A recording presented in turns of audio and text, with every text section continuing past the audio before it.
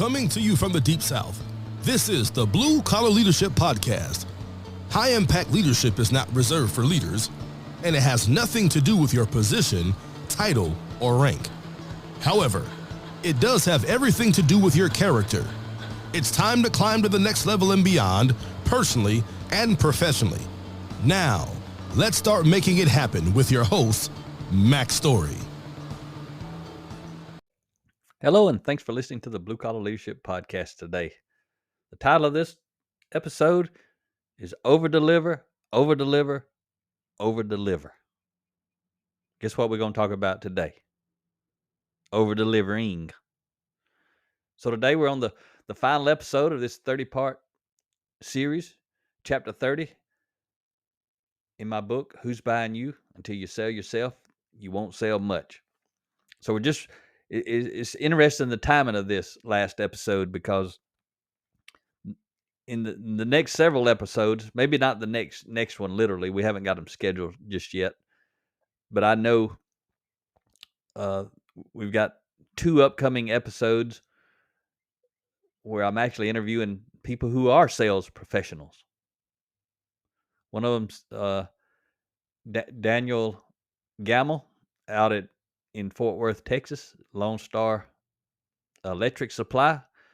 He sells all kinds of electrical supplies. I mean, from the very beginning of anything to do with using electricity to the end. I mean, the whole show. But anyway, so I interviewed him. He's went through this book, and he's got lots of results. Their company's only been around 10 years. Daniel's been there, I believe he told me, 4 years. And this year they're going to have over $1 billion with a B dollars in sales, just right there in their area. They're doing some things right. And I tell you one thing, Daniel's doing some things right. He lives a lot of the principles in this book, and probably a lot of them that are not in this book. And he participates with Jason Denham. You may remember, if you haven't seen Jason or don't know Jason, Jason's the vice president of electrical construction. He's one of Daniel's customers. But Daniel has also got engaged in Jason's first Saturday of the month leadership development sessions, where he volunteers to facilitate them, and then other people volunteer to participate. His team members, and then people from the outside like Daniel. And Rhea and I get on there, and a lot of other clients that we refer and tell about, or you may have heard about it here on this podcast. But so Daniel's interview's coming up as part of the Real People Getting Real Results series. So that'll be great. Again, it may not be the very next episode. You know, it'll be coming out here on the audio, in the audio format on the Blue Collar Leadership Podcast. And then also the video is posted to the Real People Getting Real Results playlist on our Blue Collar Leadership YouTube channel. So the very first one in that series, they're numbered. If you go to the playlist, you'll see each episode's numbered. But if you go to episode number 1, you can actually watch the episode where Jason Denham, VP of Electrical Construction, is talking about what he does and how he does to grow and develop his team. But anyway, Daniel's episode's coming up some point after this one. And then a high school friend of mine who is also in a Marine Reserve unit that I was in, infantry unit, but he's in sales, Steve Gaither. He's had quite a broad career, but a little while back he got out of his comfort zone. He was selling parts at I think it was a Yamaha dealer, motorcycle dealer. I may be wrong on that. We hadn't recorded his episode. We're about to record it in just a day or two after I'm actually recording this episode, but it'll come out. It may be several weeks before it comes out, but it'll be coming out soon as well. So I think that was a Yamaha dealer he was at. Doesn't matter. It was a motorcycle dealer. He worked at the parts counter, best I can remember, and was selling parts. And he got way out of his comfort zone and went into real estate, selling real estate. He had to learn a lot, but he did it. He's been very successful, and he's going to be sharing his story. And I actually wrote this book for his company. He works at Exit Realty over in Prattville, Alabama. And he was able, I mentored Steve a little bit. He may think it's a lot. I don't know. I'm just going to say it's a little bit. But he read a lot of books I referred him to read. He read some of my books, but he was able to influence us to actually speak in his company at Exit Realty, the owners of the organization that he's a part of.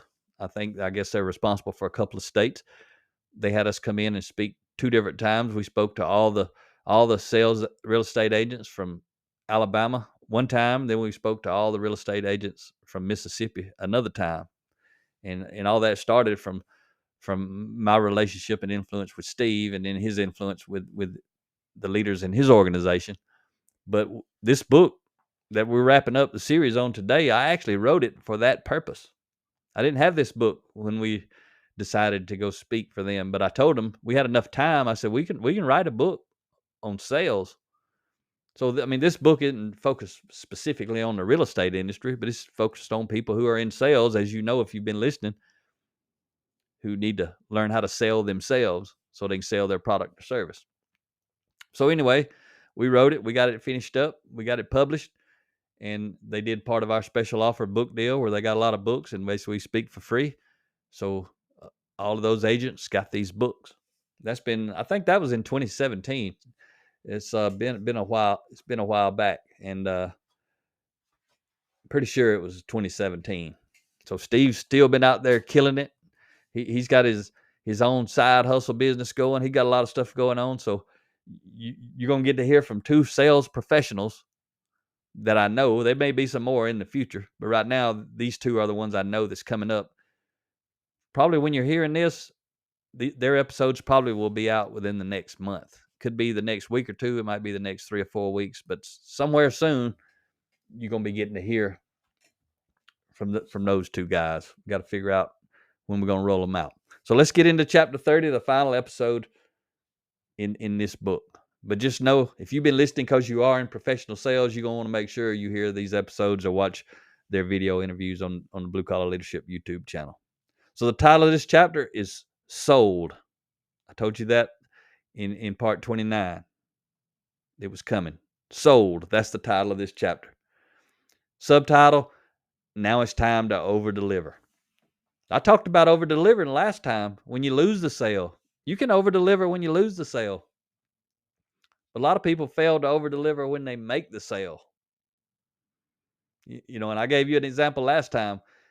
When somebody does the book deal, they buy, sometimes people buy thousands of books, but the minimum to get us to come speak where we pay all of our expenses is 300 books, $5,400.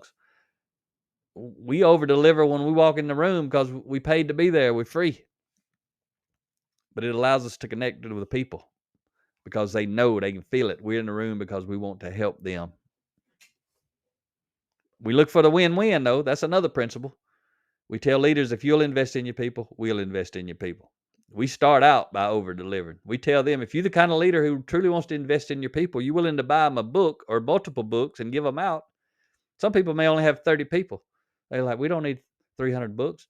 I said, sure you do. Everybody gets 10 books. 10 times 30 is 300. We come speak, you got a set of 10 books that you can go rock and roll with through book studies for several years.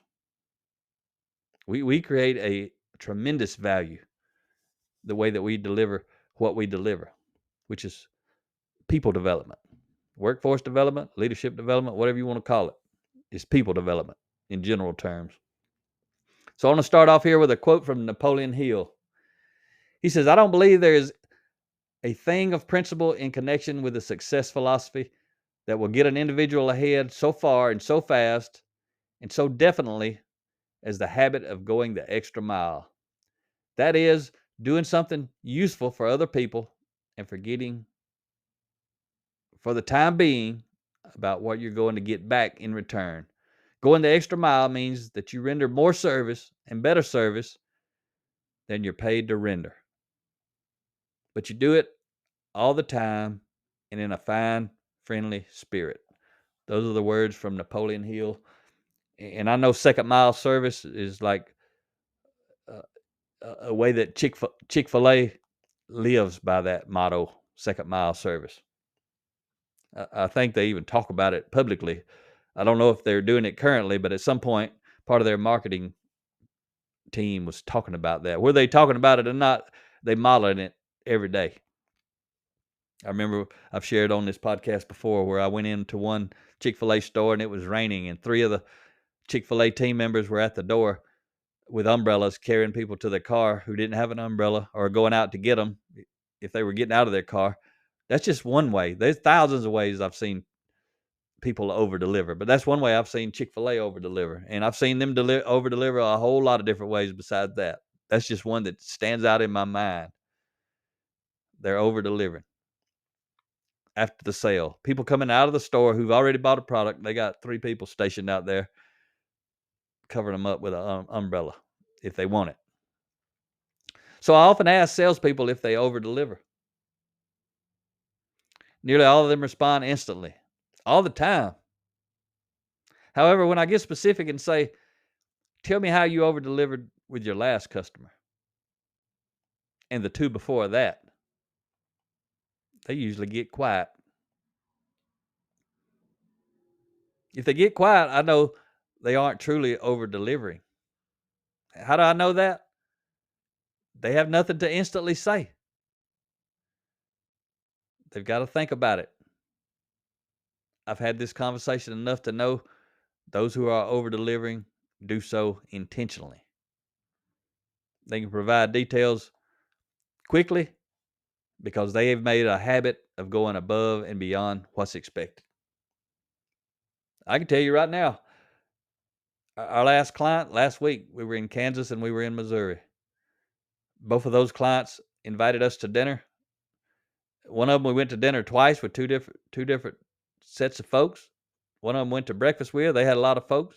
St. Peters, Missouri, city of St. Peters. We were busy the whole time we got there. From time we got there to time we left, we were doing something with somebody. And we got there on a Tuesday night and left on a Thursday morning. And all we had to do was speak for 2 hours. We also extended our session and did some Q&A with them. So lots of over-delivering right there. That's my second to last customer. Our very last one was 2 days later. Actually, we left on that Thursday and we drove over to Lawrence, Kansas to speak to George Grebe. And when you're listening to this, George's interview should have just came out last week. So you should have already heard from George because of the timing of when I'm actually recording this. I'm recording this on May the 10th, but it won't come out for a while. And we got George's interview. Actually, as I'm recording this on May the 10th, we're recording George's interview on May the 13th. So anyway, I'm just trying to explain it. If it doesn't make sense to you, it's because we record in advance and schedule in advance because we have to travel around. But anyway, at the moment I'm recording this, George's organization is the last place we went to. George and his wife, Mindy, also invited us to dinner. We made time to go to dinner. We made it a priority, and we spent quite a bit of time talking to them. That's over-delivering from our standpoint, our frame of reference. And we went early, and we helped them set up the room in a better way than it was set up. We didn't just tell them to do it. We moved chairs and we moved tables. We helped. That's over-delivering. We helped hand out our handouts that we gave them. They printed them after we emailed them electronic copy. They printed them. We helped hand them out, walk around, put them on the tables. We were there early enough to do that. We didn't just show up, start talking, and leave when we quit talking. And we stayed over. They had lunch. They invited us to stay over for lunch. We didn't eat lunch because we didn't want to eat lunch. We wanted to connect and talk with the people. So we went around to the different tables and talked to people. That's over-delivering. We don't have to do that. It's just one way. We're interviewing George. That's a win-win. He's going to get to promote who he is, what he's doing, promote his company. So high-impact people that listen to my podcast who maybe are in his area or don't mind moving to his area can learn what he's doing and can head out to interact with his team. They're going to be growing. They're kicking off cultural transformation. That's why we were there doing the interview, so he can share what he got out of it, what he's been doing, his vision. He can promote who they are, what they do, what kind of people they're looking for, where they're headed. Everybody wins. That's another way to over deliver. I'm sharing my platform. He's going to be on this podcast, and he's going to be on the Blue Collar Leadership YouTube channel. You got to over deliver. I'm just sharing some ways that I actually over deliver. You asked me how I over deliver for the last client. I got an answer for you, because we always do it. We live these principles. Do you over deliver? If so, how? If so, when? If so, why? Over delivering throughout the sale is crucial. Over delivering after the sale is critical.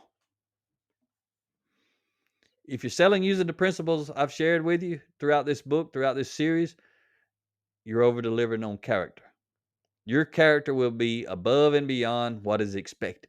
I've set you up throughout this entire series, throughout this book, to over deliver because of your character, if you're applying the principles that I've been sharing with you. You'll shine from the start. You also aren't expecting to be paid for over delivering. It's simply who you are and what you do. Some salespeople will try to over deliver on the front end in an effort to manipulate the buyer into thinking they're better than they really are. That is not over delivering. That is manipulation. Don't miss it. If you've had salespeople do that to you, you know every single time they've ever done that to you. If you're a salesperson and you're trying to do that to someone, everybody you ever try to do it to is going to know that's what you're doing. You won't be fooling anybody but yourself. Your intention will determine if you're over delivering or if you're manipulating. If you're over delivering as a way to serve the buyer, it's over delivering. If you're over delivering as a way to get the sale, you're manipulating the buyer. The why or intention behind your actions determines if you're making deposits or withdrawals. I've driven a 12-hour round trip, 12-hour drive in one day to meet with somebody for an hour. That's the longest that I've actually. I took a flight one day. It was I got to get up way early, way before daylight, and I got home about midnight. Somebody wanted to talk to me, but they bought me an airline ticket. I didn't charge them nothing. I had time. They didn't do business with me. That's okay. I helped them in all kind of ways. They thought they wanted to do business, but whatever reason they didn't. And they bought me a ticket, and I had all kind of layovers here and there, and it was a long, tiring day. But that was over delivering. A lot of people that they call that consulting, and you got to pay them to come talk to you. I just got to have time to talk to you, and I'll talk to you. That's the way it works. If you want me to go talk to your team and actually do something formally, you got to invest in your team, buy them some books, and we'll pay our way to come talk. All kind of ways we over deliver again. Just giving you some examples. The most impactful way to over deliver is to do it after the sale. When it comes after the sale has been made, it's always seen as an expression of gratitude, which is a great deposit. Gratitude motivates and inspires others to repeat the behavior we appreciated. One way I over deliver after the sale is whenever we speak, I tell the audience, here's my phone number, my cell phone, the one that's hanging on my side, the one y'all hear me give out on this podcast, 334-728-4143. When we speak somewhere, I give it out to the audience. I say, hey, if you need some help, you want to talk personal growth, leadership development, all you got to do is call me. That's over delivering. I'm basically saying I'll coach and mentor your team for free. All they got to do is call me. I don't have to do that. I want to do that. I do it right here on this podcast for people who ain't ever paid me a penny. I talk to people all the time on LinkedIn that I meet who reach out who ain't ever paid me a penny. Because it ain't about the pennies. It's about the people. So over-delivering after the sale doesn't have to be expensive. It's about creating an additional feeling and emotion, a deeper connection to the buyer by leveraging the unexpected. It doesn't have to be something huge and difficult. It simply must be something unexpected that conveys your appreciation for their business. I had an owner of a company call me yesterday. First thing he said was, I can't believe you answered the phone. I can't believe I actually get to talk to you. I said, well, that's by design, sir.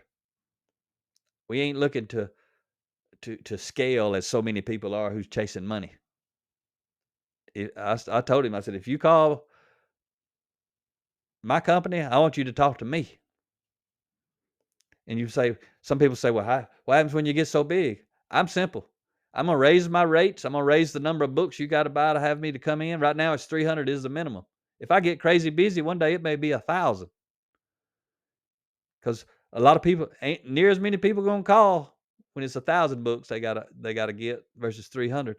I'm simple, supply and demand. I'm going to raise my rates, raise the investment people got to make, whatever, to regulate how busy I am.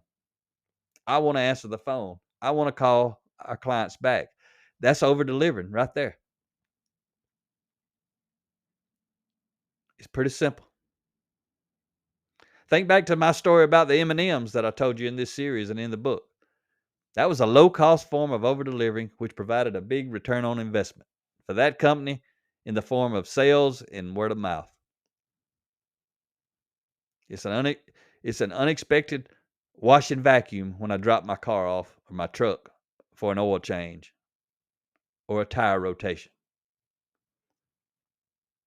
It's a handwritten thank you note with a gift card. Could the gift be expensive or nice? Absolutely. It's up to you. You know, and the handwritten thank you note with a gift card, that's something Rhea does. Some people do that. You know, we get a lot of those. I don't personally do that. I just don't like doing it. That don't mean I don't over deliver. I over deliver in other ways. I mean, there's a lot of things I don't do. I do the things that fit who I am and my character, but I apply the principle. Over deliver. That's the principle. How you do it's up to you. One reason I don't want to do a card is can't nobody hardly read my writing, even me. But I do other things. Sometimes people order books from us and they order through our website. A lot of times I'll call the person and talk to them. I don't have to do that. They bought a book. I may call and talk to them for a couple hours if they're interested. They paid $18 for a book. However, it's not about the value of what you're doing when you over deliver. It's about the intention behind it. The intention of conveying to the buyer, you matter, I value you, thank you. It's about the feeling you create in the buyer when they receive more than they expected or paid for. Get creative. If you're on a tight budget, don't let that stop you. It's worth repeating. With people, the small things are often the big things. If you're the kind of person that likes to write a little handwritten note on a card, that's pretty inexpensive. If you want to do that, you wherever you work and operate out of, you can keep you a kit of those and you can get to the post office. That's all you got to do. Make it happen. Often the small things generate a deeper emotional tie than the big things. I know we stay at Marriott brand hotels just because they got a phenomenal points deal. But we used to stay at Hilton until I learned about how good the Hilton brand hotels, until I realized that I like the Marriott brand point system a whole lot better. They got lifetime stuff and a lot of different options, but I didn't know that. I wish I'd known about it a long time ago, but I didn't. But anyway, so when we were staying at the Hilton brand hotel, I really like to stay at the DoubleTree because they give you that warm chocolate chip cookie when you get there. It's like 300 calories, but it's a good 300 calories. But if there's a DoubleTree anywhere I was going, I stayed there purely because of that cookie. I'm easy to impress, I guess. Remember, I like the M&Ms and I like the chocolate chip cookies. Those things are warm. If you ever go to DoubleTree, you know what I'm talking about. Unless you're eating so healthy that you choose not to enjoy one of those things. That's what Rhea does. You know what that means for me? I get two of them. They give Rhea a cookie and me a cookie, but Rhea's always trying to be too health conscious to eat the cookie, so I eat her cookie too, and I really do appreciate it, both of them. But we don't ever get them anymore unless there's no Marriott around and there's a DoubleTree, which that happens sometime. But just remember, If you're in professional sales, the small things generate a deeper emotional tie than the big things. Sometimes, not all the time, but sometimes. Rhea says it well. She says, giving an extra inch will take you an extra mile. She's talking about building trust with your customers or potential customers. You ain't necessarily got to go the extra mile. Second mile service is phenomenal. Going the second mile is phenomenal. But sometimes all you got to go is an extra inch to separate you from your competition. Don't miss it. The over-deliver after the sale is one last opportunity to sell yourself using long-term thinking. When you do something to create a strong, positive emotional feeling after the sale, you're guaranteed a full dose of positive word of mouth and repeat business. The most important thing you will ever sell is yourself. That's why the title of this book is Who's Buying You? Until you sell yourself, you won't sell much. I hope you get this book. I hope you make it a tool in your toolkit. I hope you wear it out. You fold the pages up. I hope you keep it till it falls apart. I hope you're able to reap some financial rewards. If you're a person in sales, tell people about this book. If you want to over-deliver, get them a copy and give it to them. Not because they're going to buy something from you, because you want to help them have a better life. They're going to be talking about you. A lot of our other books, a lot of salespeople miss this, over-delivering, especially if you're in the blue-collar industries. But we have a lot of books that are not just focused on blue-collar industries. We got 34 books, Rhea and I have. And a lot of her books are focused on women, but not all of her books are focused on women. A lot of hers are for anybody. Some of mine are for anybody. Some of them are specifically for blue-collar industries. These books are $18. You want to over-deliver, find some of these books and give them out to your clients as a gift. And it don't even have to be our books. It could be somebody else's books. All kind of ways you can over-deliver. And it don't have to be books. It could be something else. You could be in a sales role or a leadership position and you want to over-deliver. You could purchase our 300 book deal and have us speak for a client or for a group of clients. You get the 300 books, you decide what to do with them, give them out to the clients or give them to people in your business or give them out to potential customers or some combination of both. You decide who you get to invite into the room. When we come do our up to 2-hour talk, we pay our way. You just got to have a space. That's a huge over-deliver. You may not want to do that. It might not be for you. You may very easily have that ability, and you may not ever have thought about it. A lot of people take folks out to eat, take them to sporting events, take them on fishing trips. People do all that kind of stuff. That's common. The kind of stuff I'm talking about, helping people have a better life, that's a differentiator. That'll separate you from the crowd. You start helping people have a better life. You start pouring into their people just because you want to help them.